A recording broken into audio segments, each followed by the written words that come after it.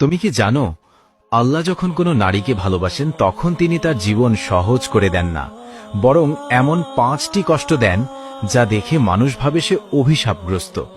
কিন্তু সত্যি হলো, এগুলোই সেই নারীর জন্য আল্লাহর ভালোবাসার নিদর্শন। 5টি কষ্ট জানার আগে ভিডিওটিতে একটি লাইক দাও আর কমেন্টে লিখো, আমি আল্লাহকে ভালোবাসি। প্রথম কষ্ট, আল্লাহ তাকে এমন মানুষের ভালোবাসা থেকে দূরে রাখেন যারা তার জন্য ক্ষতির কারণ, যেন সে খারাপ সম্পর্ক থেকে রক্ষা পায়। দ্বিতীয় কষ্ট, আল্লাহ তার দোয়া বিলম্বিত করেন যেন সে হতাশ না হয়ে অবিরাম আল্লাহর কাছে চায়। তৃতীয় কষ্ট, আল্লাহ তার কাছ থেকে কিছু প্রিয় জিনিস কেড়ে নেন যেন সে শুধু আল্লাহর ওপর ভরসা করতে শেখে। চতুর্থ কষ্ট, আল্লাহ তার সামনে এমন কঠিন পরিস্থিতি ফেলেন যখন মানুষ তাকে ভুল বোঝে বা অপবাদ দেয়, যেন সে একমাত্র আল্লাহর সন্তুষ্টির দিকে মনোযোগ দিতে শেখে। পঞ্চম কষ্ট, তাকে জীবনে বারবার সংগ্রাম করতে হয় যেন সে নিজের দুর্বলতা উপলব্ধি করে।